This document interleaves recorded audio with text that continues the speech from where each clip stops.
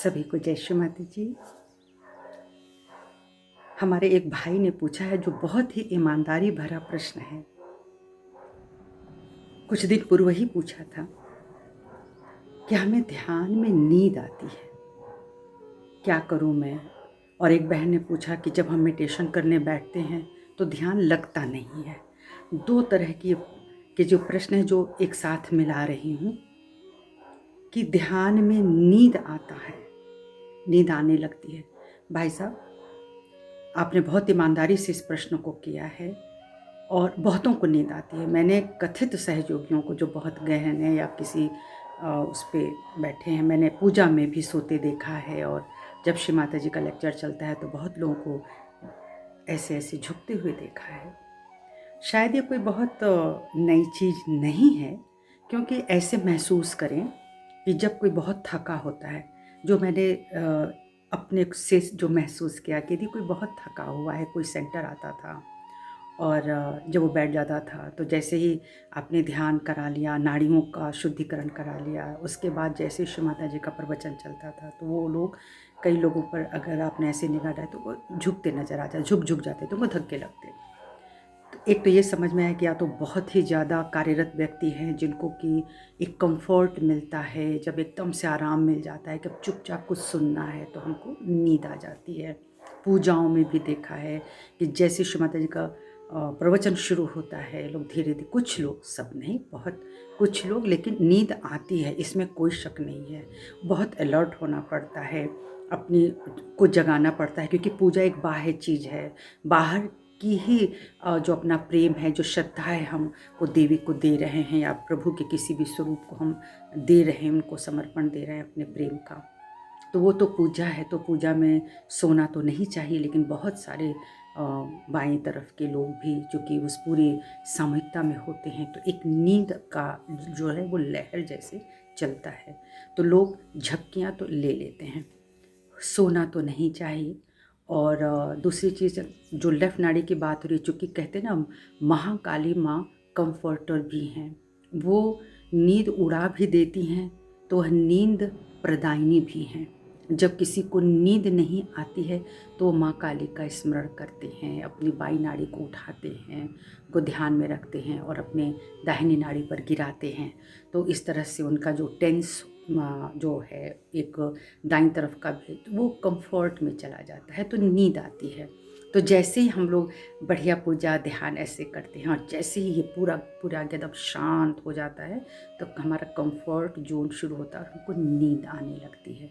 तो ये कोई बहुत बड़ी बाधा तो नहीं है, लेकिन हमको पूजा के समय और ध्यान के समय अलर्ट रहना चाहिए, क्योंकि हमको सुषुम्ना पर रहना है। तो जब हम सुषुम्ना पथ पर आ चुके हैं, हमने अपना चक्रों का शुद्धिकरण कर लिया है, मंत्र हमने पढ़ लिए हैं, उसके बाद जब प्रवचन चलता है तो पूरे शक्ति के साथ, अपने आत्मशक्ति के साथ, माँ कुंडलिनी शक्ति के साथ हमको अपने सहस्त्रार पे ही बैठना है। सहस्त्रार पर बैठते हैं, आंख बंद कर लेते हैं, तो वह इधर का उधर हो सकता है। तो मोस्टली लोग बाएं तरफ जो भक्तजन चले जाते हैं और प्रवचन होते ही मैंने बहुतों को देखा है, नींद आ जाती है। तो हमें सोना तो नहीं चाहिए, तो मुंह धो करके और पानी पिएं। उस समय ज़रूर जल तत्व की जैसे होती कि कमी हुई है, और तो उसमें तो थोड़ा सा पानी पिएं। और जैसे ही मैंने देखा है कि पानी 2-4 घूंट कोई पी लेता है तो उसकी नींद एकदम गायब हो जाती है। जैसे जब सुबह का ध्यान करने बैठते हैं तो आप अपने चेहरे पे जो छींटे मारते हैं, जो पानी देते हैं, तो उससे एक तरह का आलस्य दूर हो जाता है और हम चैतन्यित हो जाते हैं। तो कोशिश तो हमको यही करना है कि हम किसी भी तरह से मध्य में स्थापित रहें, ना सोएं, और जब बहुत ज़्यादा सोने जैसी अवस्थाएं होती हैं तो पानी ज़रूर अपने पास रखें, आप उसे पिएं, नींद चली जाएगी। तो हमेशा सतर्क रहें और अपने को सहस्त्रार पर रखें। और ये तो माँ काली की बहुत बड़ी कृपा ही है, बहुत लोगों को तो नींद भी नहीं आता है। और अब दूसरा है कि ध्यान नहीं लगता है।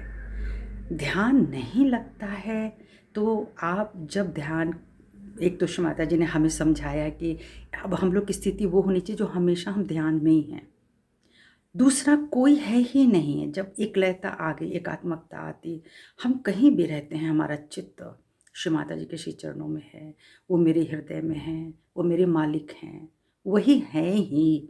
ये जो भी कुछ मैं बार बार बोलती हूँ, चाहे किसी को अ, बुरा लगता होगा कि ये जो कह रही है वो कैसे कह रही हैं, मैं बस इतना जानती हूँ कि श्री माता जी संपूर्ण नसों में व्याप्त है, वो शक्ति हैं और वही शक्ति हैं। हमने मान लिया तो समर्पण हो गया। तो जब हम ये मान लेंगे कि श्री माता जी ही सब कुछ करने वाले हैं, तो जो समर्पण हमारा आएगा ना, वो हमको ध्यान में बिठा देगा।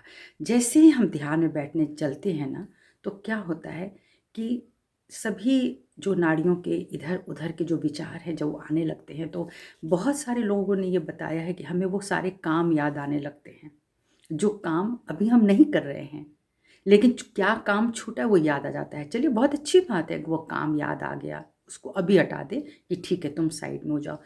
उसी समय वो लोग याद आ जाएंगे। अब अगर बाइनारी है तो वो सब भूतकाल की बात याद आ जाए कि उसने ऐसा कहा था, उसको नहीं कहना चाहिए था, मुझे दुख हो रहा है, और वहाँ बैठ के ही हम अपनी भावनाओं को निकालना शुरू करते हैं। तो इस पर भी हमको एक सावधानी की ज़रूरत है। पहला तो हमें किसी नाड़ी को लेकर के अब हमको वहाँ पे रहना ही नहीं है, हमको अपनी सुषुम्ना पर ध्यान रखना है। सुषुम्ना पर ध्यान रखने का मतलब है कि ना अभी मैं भूतकाल में हूँ, ना मुझे कोई अभी भविष्य की कोई चिंता करनी है, ना उसके लिए हमें कोई परेशान होना है। मैं अपने वर्तमान के क्षणों में हूँ। यह क्षण बहुत कीमती है जो अभी का अभी मेरे सामने है। तो अपने वर्तमान के क्षण को बराबर देखें, उसको महत्व दें कि अभी हम अगर ध्यान करने बैठे हैं तो तुम्हें ध्यान ही करना है, तुम्हें श्री माता जी के श्री चरणों में बैठना है। मुझे प्रभु के परम चैतन्य में जो परम का हमारे सामने इर्द गिर्द पूरा आगाज़ आया है, हमको उसको उसका आनंद लेना है। तो जब हम इस तरह से करेंगे तो ये एक समर्पण है। मुझे क्या चिंता है, मुझे क्यों करना है, सब कुछ माता जी के श्री चरण में है। तो ये जो समर्पण, जैसे जैसे हमारा समर्पण बढ़ेगा, जैसे एक जगह श्री माता जी बताते हैं कि आप ये तो कहते हो कि श्री माता जी हम आपको बहुत प्यार करते हैं। हमें आप जब प्यार करें तो उसका सही अर्थ ये होगा कि मैं आपके ही हृदय में बैठी हूँ, मैं आपके ही मस्तिष्क में बैठी हूँ, जो मैं चाह रही हूँ वही आप कर रहे हैं। तो ये जब सारी चीज़ें कि आप ही हमारे अंदर बैठे हैं, नसों नाड़ियों में सब कुछ। कभी कभी मुझे लगता है कि आप बाहर तो कुछ देख ही नहीं सकते हैं, सब कुछ भीतर आपके बैठा हुआ है। तो अब इसकी ये तो एक ऐसा भाव है जो जिसके अंदर आया वो ही बोल सकता। अब ये गूंगे का गुड़ है, गूंगे का गुड़ है, वो गूंगा क्या बताए आपसे, बताएगा भी कि जो स्वाद है वो स्वाद हम बता ही नहीं सकते, और जो स्वाद होगा वो आप तक पहुंचेगा ही नहीं। इसीलिए इस सब बातों पे बहुत बोला नहीं जा सकता है। लेकिन ध्यान नहीं लग रहा है तो जो मैंने महसूस किया, जिन लोगों से हमारी बात होती है, परिवार में भी लोग होते हैं, उन्होंने यही बोला कि जैसे बैठते हैं दुनिया भर की बात उसी समय याद आ जाती है। तो हमको धीरे धीरे हटाना होगा ना कि हमको नहीं याद करना है, हमको इस समय कोई नहीं याद आ रहा है। तो ये है अनन्य भक्ति, हमें अनन्य भक्ति बढ़ानी पड़ेगी। ये समझना पड़ेगा कि दूसरा कोई नहीं, मैं भी नहीं हूँ, मैं भी वह मैं नहीं हूँ जो ये चोला है, जो ये नाम है, यह मैं वही आत्मा है। तो जब हम अपने आत्मा के नज़दीक आएंगे, आत्मा में स्थित होंगे, आत्म भाव में रहेंगे, बाहर की दुनिया में बहुत ज़्यादा हमको लाग लपेट नहीं होगा। हम धीरे धीरे धीरे अपने को सेंट्रलाइज्ड करें, केंद्रित करें। बाहर की दुनिया तो चलती ही रहेगी, उसको छोड़ दीजिए। बहुत अभी ही जैसे अभी कल एक वीडियो बनाई कि आलोचना क्या होती है, तुरंत किसी ने आलोचना ही कर दी। आप से जब कोई कुछ पूछेगा, कोई प्रश्न करेगा, तो आप उसका जवाब देंगे ना कि आप गूंगे बनेंगे, तो आपको जवाब देने भी तो आना चाहिए। जवाब भी उसी से होता है जो जवाब दे सकता है। तो कोई बात नहीं, ये अपनी चीज़ें हैं। लेकिन आज बात में एक भाई ने और पूछा है कि हार्ट अटैक मुझे आ गया, सहज में भी मैं हूँ, तो मैं इस पर भी ज़रूर एक छोटी सी वीडियो बनाऊँगी, वो भी अपने जीवन अपने अनुभव से संबंधित। तो बहुत सारे चमत्कार हमारे जीवन में होते हैं। मैं भी चाहती हूँ कि जितने चमत्कार हमारे जीवन में हुए हैं अब तक 25 वर्षों में, मैं आपको कम से कम 25 कहानियाँ सुना सकती हूँ, और उसका भी समय आएगा। अभी फ़िलहाल जो प्रश्नों का दौर चला है तो ये एक वक्त की ही बात होगी जिसमें ये सब पूछा जा रहा है। तो श्री माता जी को मेरा कोटि कोटि धन्यवाद है माँ कि आप ये प्रश्न मुझ तक पहुँचाते हैं और देश भर के कोने से ये प्रश्न आते हैं। तो उसके लिए मैं बहुत ही अनुग्रहित हूँ और आपने यदि मुझे कोई समाधान दिया है या बोलने की शक्ति दी है तो उसके लिए मेरा कोटि कोटि अभिवादन है, प्रणाम है माँ। जय श्री माता जी।